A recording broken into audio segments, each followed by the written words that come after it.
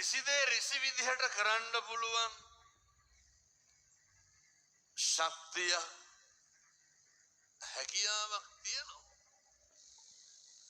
කොතනින් හරි මිනිස්සුන්ට තියෙන සල්ලි නැති මිනිස්සු කියනවා පින්නතුනේ සල්ලි තිබ්බනම් මේ ප්‍රශ්න ඉවරයි කියලා. සල්ලි තියෙන මිනිස්සු කියනවා සල්ලි වලින් මේ ප්‍රශ්න වලට උත්තර හොයන්න බෑ කියලා. උත්තර හොයන්න නම් මේ ප්‍රශ්න වලට මොකක්ද අපි හොයාගන්න ඕන මාර්ගය?